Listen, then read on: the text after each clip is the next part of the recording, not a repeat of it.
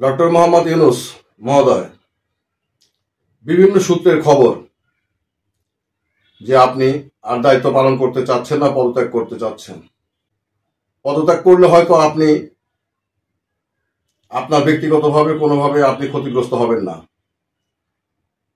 আপনি বিশ্বের যে কোনো দেশে খুব ভালো মতো জীবনযাপন করতে পারবেন, কিন্তু এই জাতির কি হবে? যে আশা আকাঙ্ক্ষা নিয়ে এই জাতি 9 মাস 10 মাস আগে যে বিপ্লব বা গণ অভ্যুত্থান ঘটিয়েছিল এবং অতঃপর যে আশা নিয়ে আপনাকে মাথার উপর বসিয়েছিল, সেই জাতির কি হবে? একটাবারও ভেবে দেখেছেন? একটাবারও ভেবে দেখেছেন বা দেখতেছেন? যখন আপনাকে এনে এই জাতি তার মাথার উপরে বসায়, তখন এই জাতি কিভাবে একাট্টা ভাবে আপনার পিছনে দাঁড়িয়েছিল? মাত্র 9 মাসের মাথায় সেই জাতি কেন বহুধা বিভক্ত? কেন একাট্টা ভাবে আপনার পিছনে নেই? কেন রাজনৈতিক দলগুলো আপনার পিছন থেকে সরে গেল? আত্ম উপলব্ধির সময় এসেছে। ইউনূস মহোদয়, নিজেকে প্রশ্ন করুন।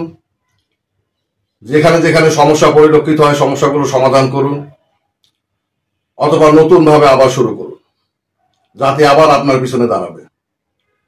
একটাবার আপনি কি আপনার উপদেষ্টা পরিষদের দিকে তাকিয়েছেন ঠিক মতো? এই 9 মাসে কারা কেমন দায়িত্ব পালন করেছে তার একটা বিচার আপনি করেন। যারা দায়িত্ব পালন করতে পারতেছে না, তারা কেন এখনো উপদেষ্টা পরিষদে আছে? একবার দায়িত্ব দিলে নির্ধারিত টাইমের মধ্যে আর ওই দায়িত্ব চেঞ্জ করা হয় না। এটা বাংলাদেশের রাজনৈতিক কালচার। সে যতই দুর্নীতি করুক অথবা সে যতই অপদার্থ হোক না কেন, চেঞ্জ করা হয় না। এটা এই 53 বছর যাবৎ বাংলাদেশের জনগণ দেখে আসতেছে, বিভিন্ন রাজনৈতিক দলগুলো যখন ক্ষমতায় থেকেছে। কিন্তু আপনার কাছ থেকে তো জনগণ এটা আশা করে না। আপনার বিপ্লবটা তো সংগঠিত হয়েছিল, গণঅভ্যুত্থান তো সংগঠিত হয়েছিল রাজনৈতিক নেতাদের বা রাজনৈতিক দলগুলোর উপর বিতিশ্রদ্ধ হয়ে কিছু সংখ্যক ছাত্রদের নেতৃত্বে জনগণ রাস্তায় নেমে এসেছিল। কেন? কারণ রাজনৈতিক দলগুলোর কর্মকাণ্ডের প্রতি মানুষের আস্থা ছিল না। আপনি তো সেই রাজনৈতিক দলগুলোর মতোই। একবার যাকে নিয়োগ দিয়েছেন সে যতই অপদার্থ হোক, দায়িত্ব পালন করতে না পারুক, আপনি কিন্তু কাউকে এ পর্যন্ত সাবধানও করেন নাই, কাউকে আপনার মনে করেন যে উপদেষ্টা পরিষদ থেকে পদত্যাগ করতে বলেন নাই। আপনি কি বুকে হাত দিয়ে বলতে পারেন যে আপনার উপদেষ্টা পরিষদে বিভিন্ন দেশের হয়ে কাজ করতেছে না এরকম উপদেষ্টা নাই? যারা বিভিন্ন দেশের হয়ে বিভিন্ন মতাদর্শ বা বিভিন্ন রাজনৈতিক দলের হয়ে কাজ করতেছে, তারা বিভিন্ন রাজনৈতিক দলের স্বার্থ দেখতেছে, বিভিন্ন দেশের স্বার্থ দেখতেছে, এরকম উপদেষ্টাকে আপনার উপদেষ্টা পরিষদে নাই? কেন তাদেরকে আপনি উপদেষ্টা পরিষদ থেকে সরাচ্ছেন না?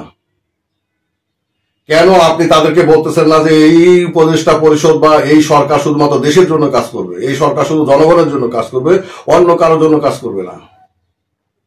আপনি জনগণের সরকার, কিন্তু বারবার আপনি আপনার বক্তৃতা বিবৃতির মাধ্যমে প্রচার করে বেড়াচ্ছেন আপনি ছাত্রদের সরকার। ছাত্ররা এসে আপনাকে বসিয়ে গেছে। আজকে ছাত্র নেতৃবৃন্দর অবস্থানটা কোথায়?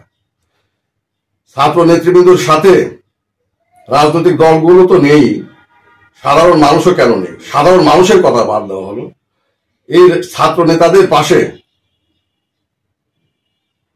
বিভিন্ন বিশ্ববিদ্যালয় থেকে শুরু করে বিভিন্ন শিক্ষা প্রতিষ্ঠানের ছাত্ররা কতটুকু আছে? কেন নেই? একটাবারও কি আপনি চিন্তা করেছিলেন? একটাবারও কি আপনি ছাত্র নেতাদেরকে ভুল পথে যাওয়ার সময় বাধা দিয়েছিলেন? যে কারণে ছাত্র নেতাদের আজকে এই অবস্থা, বা যাদের কারণে আজকে ছাত্র নেতৃবৃন্দের এই অবস্থা, তাদেরকে কেন নেতৃত্ব থেকে সরে যেতে বলছেন না? বা তাদেরকে কেন শুধরানোর কথা বলছেন না? যদি ছাত্ররাই আপনার ব্যাকআপ হয়ে থাকে, তাহলে সেই ছাত্রদের যদি জনভিত্তি না থাকে, তাহলে তো সরকারেরও জনভিত্তি থাকে না। হয়েছে তো তাই। উপরন্তু আপনার উপদেষ্টা পরিষদের কেউ কেউ বিভিন্ন রাজনৈতিক দলের সাথে ডাইরেক্টলি একটা সংঘাতে লিপ্ত হয়েছে। কেউ জামাত শিবিরের সাথে, কেউ বিএনপির সাথে, আবার কেউ কেউ আপনাকে খুব সূক্ষ্মভাবে সেনাবাহিনী সহ বিভিন্ন বাহিনীর সাথে একটা দূরত্ব তৈরি করিয়েছে।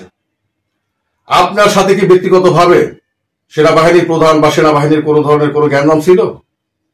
তাহলে বিভিন্ন ক্ষেত্রে সেনাবাহিনীকে যে ইগনোর করা হয়েছে এর মধ্যে তো কোনো ভুল নাই, কোনো তথ্যপাত্র দেওয়ার প্রয়োজন মনে করতেছি না।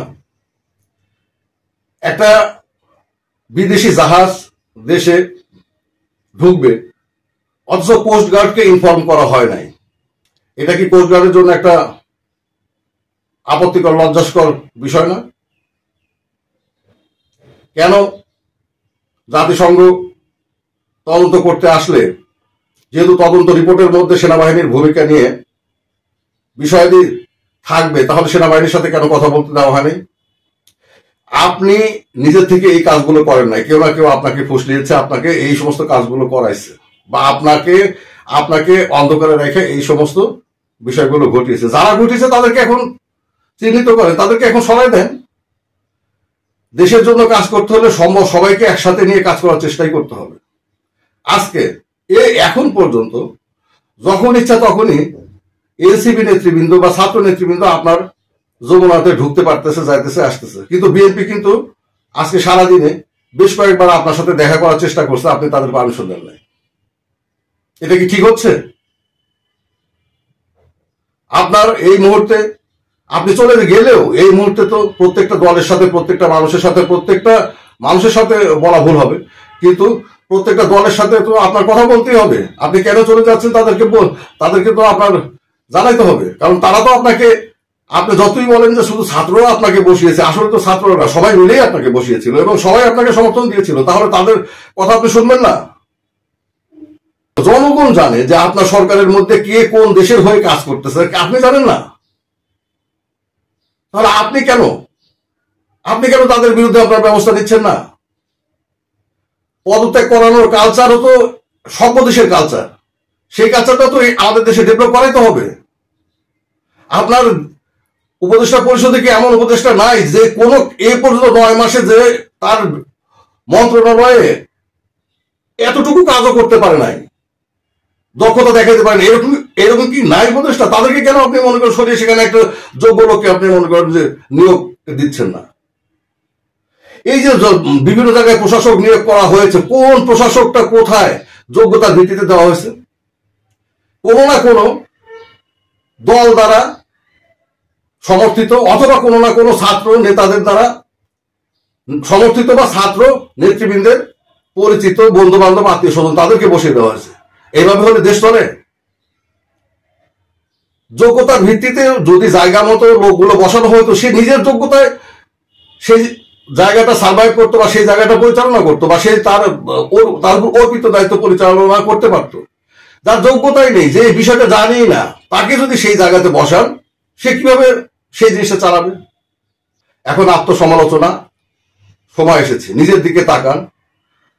জনগণ আপনার দিকে এখনো তাকিয়ে আছে, এখনো জনগণ মনে করে আপনার কোনো বিকল্প নাই এই মুহূর্তে বাংলাদেশে। আপনি চলে গেলে জনতা এতিম হয়ে যাবে। কিন্তু জনতা এটাও চায় যে সমস্যাগুলো যেখানে যেখানে সেই সমস্যাগুলো আপনি ঠিক করেন।